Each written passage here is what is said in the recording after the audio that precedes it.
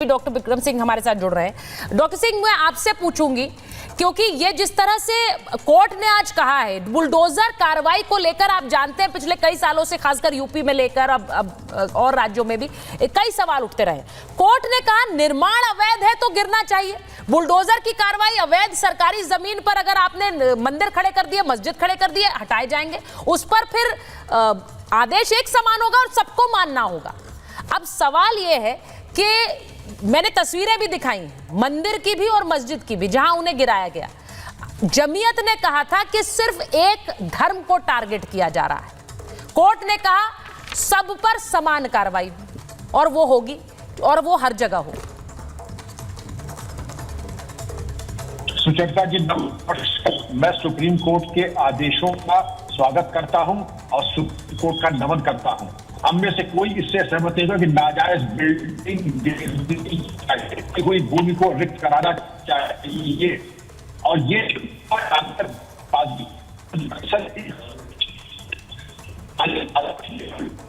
आवरण मिलने की कोशिश कमर फाजरी कि नाजायज पूजा स्थल हम जहां चाहे बना लें, जो जमीन सरकारी वो हमारी, एक पर्दा हट गया और ये भी हो गया।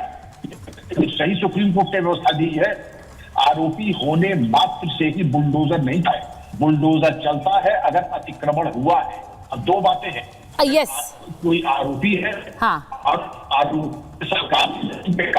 मैं डीजीपी सर आपको ऑडियो थोड़ा ठीक करा रही हूँ, ऑडियो बहुत खराब आ रहा है, मैं उसको जरा दुरुस्त कराती हूँ। उन्होंने एक बड़ी बात कही है, वो कह रहे हैं कि आरोपी होने मात्र से बुलडोजर नहीं चल सकता है, बुलडोजर तभी चलेगा जब उस तरह का कोई अतिक्रमण हुआ हो या फिर कोई अवैध इमारत बनाई गई हो, उस तभी बुलडोजर चल सकता है। अब न्याय वाली बात हमेशा कही जाती है कि न्याय करने के लिए या फिर किसी मुजरिम पर बिना कोर्ट के फैसले आने से पहले बुलडोजर चला दिया, लेकिन वो कह रहे हैं कि बुलडोजर तो तभी चलेगा अगर अवैध निर्माण हो। अब मैं इस पर जरा एक रिएक्शन लेना चाहती हूँ। दानिश कुरैशी साहब, आप बड़े अंधेरे में दिख रहे हैं मुझे। दानिश साहब कहाँ हैं?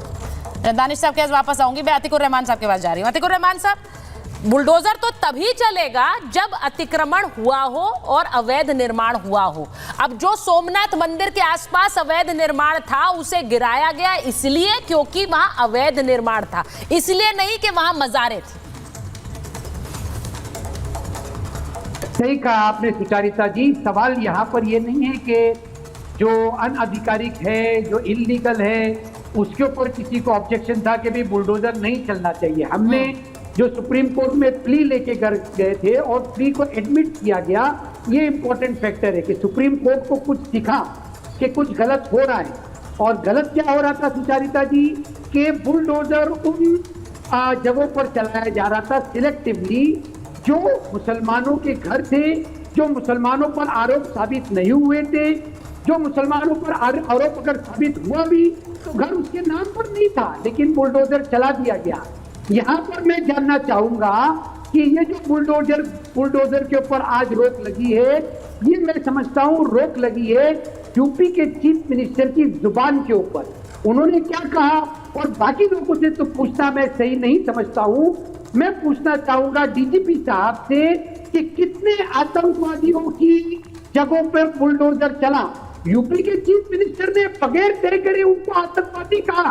आपने सुना, आपने अभी चलाया सुचारिता जी कि आतंकवादियों की घर पर बुलडोजर चलेगा।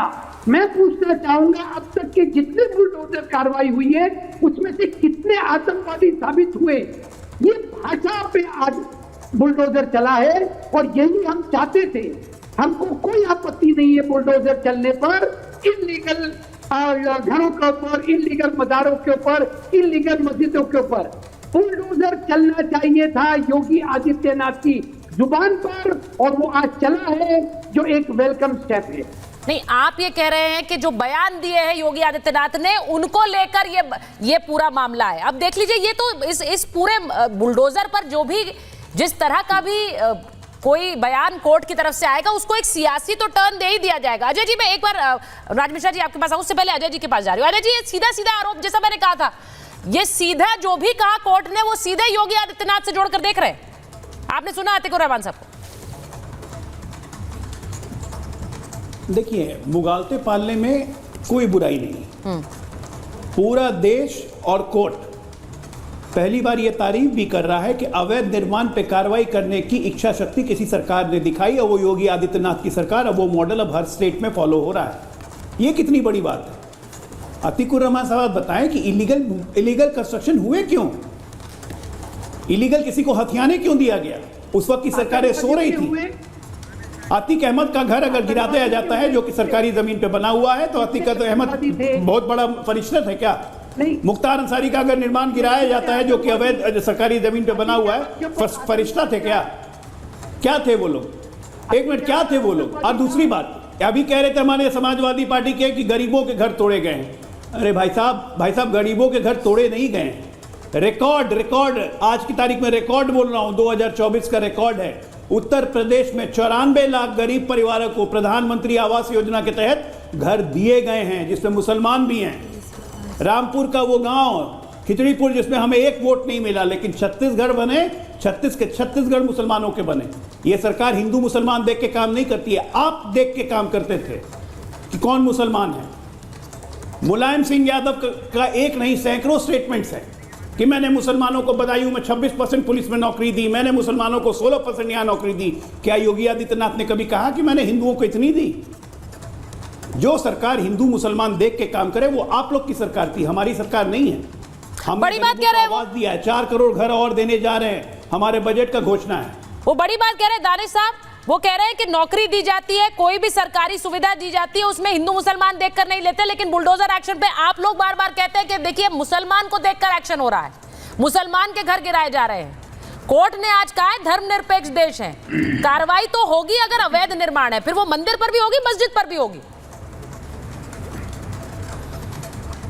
देखिए, अगर कोर्ट के आज फैसले को अगर एक्सप्लोर किया जाए तो इसका मतलब ये है कि उन्होंने सरकार को ये बता दिया कि देश धर्मनिरपेक्ष है, बराए मेहरबानी आप इस तरीके के कोई काम न करें। ये सीधा मेरी समझ में तो ये आया है जो सुप्रीम कोर्ट ने आज कहने की कोशिश की है। दूसरे नंबर की बात मैं आपको बताऊं, देखिए भारतीय जनता पार्टी का प्रॉब्लम क्या है, वो आ जाते हैं शौचालय पे, विचालय पे और न जाने किस किस चीजों पे आ जाते हैं। दरअसल इनकी दिक्कत और इनकी परेशानी ये है कि प्रैक्टिकलिटी जो है ये हजम नहीं कर पाते।